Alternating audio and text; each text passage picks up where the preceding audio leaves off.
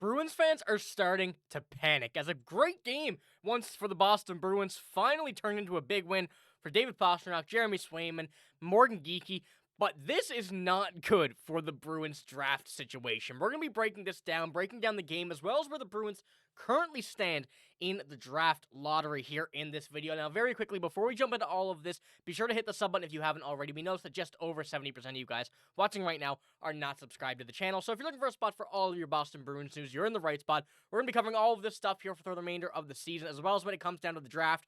We got a lot to talk about. Now, as I mentioned, this is not good for the Bruins draft situation. Obviously, it was nice to see a Bruins win for once after a 10-game losing streak. David Pastrnak, Morgan Geekie, and Jeremy Swayman really lit this game up, making a big 5-1 win against the Carolina Hurricanes. Once again, we will be doing our draft lottery at the end of this video, simming it on tankathon.com, so stick around for that at the end of the video here, but I wanted to start off just breaking down this game because this was a good sign for the Bruins. Now, obviously, it's too little too late. It was not going to work out, but right now, the Bruins having some spark, it's just nice to see once in a while, but still really is going to hinder their draft ability, where they will pick and whatnot when it does come down to the lottery. But looking here at the hockey stat card from X, you see the usual suspects up top. David Pastrnak, Morgan Geekie, Elias Lindholm up there. Nice to see for once. Not very often we get to see that here. Pretty mediocre for the rest of the pack here. Henry Jokiharju, Nikita Zadorov, loving their combination since the acquisition of Henry Jokiharju. And the rest of that is pretty bad, let's just be honest. Not too much generating there, but this first line really was a big part of this game. Now, we saw as well the beginning of Fraser Minten's Boston Bruin career with his first game with the big club. Wasn't exactly what we wanted to see, but the first line really took over this game, ultimately led to the win, as well as Jeremy Swayman. I want to give a shout out to him as well. 39 saves in 40 shots here in this game. This was the Swayman that we've been really looking for all season, and as I mentioned, too little too late, but it's good to see that he still got it. You want to end the season off strong, even though we do want to see some Bruins losses get down into this draft situation where we're staying in the top 4. Currently, after this game, and you will see this later as well, when we go to our draft bid, we did move up in the draft, up in terms of, going up to 5th overall when we were at 4th. We want to go the other way. We want to go right down to the 1st overall pick, but when you're seeing a game like this, 3 goals from David Pastrnak, 2 assists, a goal and 4 assists from Morgan Geekie, and also Elias Lindholm really lighting up the sheet here. Those first-line guys really played well this game, and it's nice to see once in a while, but not right now. Let's see that at a different time, but I want to pull up the box score really quick from the forwards here as well, and as you see, Morgan Geekie, Elias Lindholm, David Pastrnak, the sole point getters here on the Bruins offense in this game. It really goes to show how lacking the team is in every aspect of their game, apart from a first line with Morgan Geekie, David Pastrnak, and whether it is Zacha or Elias Lindholm. Good to see Elias Lindholm here on this score sheet once again. Pop back up to the first line. I really didn't see that being a good option at the beginning of the game, ultimately, especially against the Carolina Hurricanes. But we saw it really worked out, and I'm pretty happy to see that now. And hopefully we do see this transition into the offseason in the next year and see this line off firing. And if this works, who knows? Maybe they run this next season.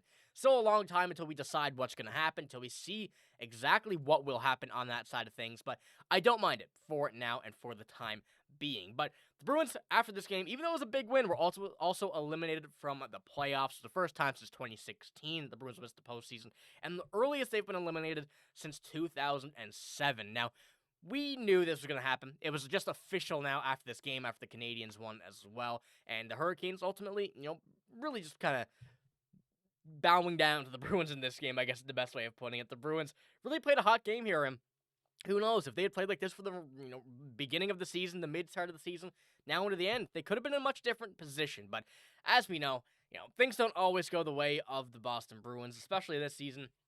We see Jim Montgomery, after being fired now, completely altering a St. Louis Blues team, putting them into a very good playoff spot. Joe Sacco really taking the blunt of this, not his fault whatsoever, but the Bruins season is just as well to call it a wash. Now, this is where things get a little bit concerning for the Boston Bruins, as we move down to 5th overall here in this draft, especially after a win like this. You also get the negative repercussions from it. So it's pretty much right now the good and the bad are going to be coming from each game here at the end of this season, especially with 5 games left to go. The Bruins are in a situation where they can really change the situation for their draft. Right now, 5th overall, but I will get into here in a moment. Things can get a lot worse for this team. They could move up to 4th. Pretty tough to move down to 3rd. I think number 1, 2, and 3 from San Jose, Chicago, and Nashville are all locked between those 3. Of course, there could be some changes between Chicago and San Jose.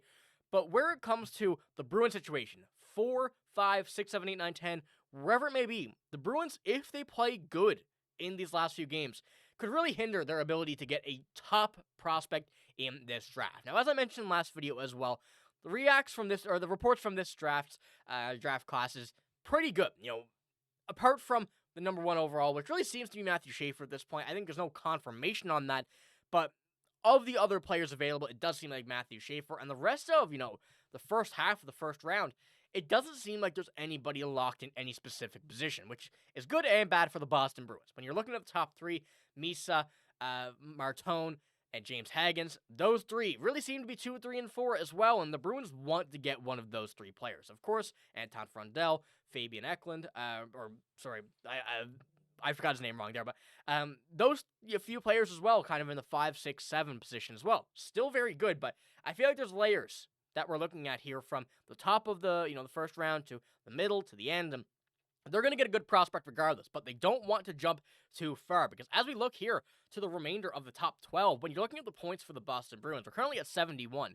The bottom of this list at 12 is Detroit at 77. Now, a couple teams below have 2 more games in hand, 1 or 2 more games, and really could put them in a much better spot when it comes to it. Of course, if they win, they get more points, but where the Bruins are right now, with the Philadelphia Flyers, the Seattle Kraken, the Buffalo Sabres, the Pittsburgh Penguins, and the Anaheim Ducks, they could realistically jump down to 9 in the draft, which is something that the Bruins do not want to do. This is going to be a very important next few games. As you see, 1-8-1 in their last 10 on a 1-game win streak. Now, after that 10-game losing streak, really set them up into a great spot.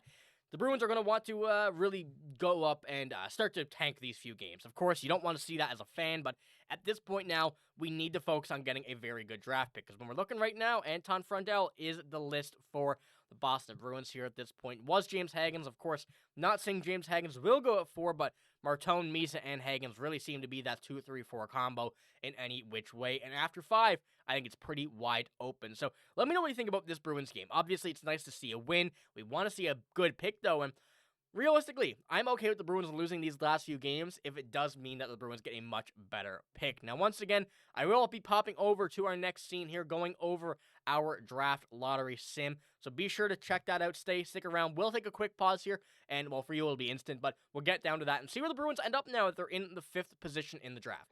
All right, so we're here now, and as you see, Anton Frundell currently at 5 in the projections, Victor Eklund at 6, not Fabian, Victor Eklund, Caleb Denoyer, a player I'm very okay with as well, and Roger McQueen. And then you see Jackson Smith down there at 9.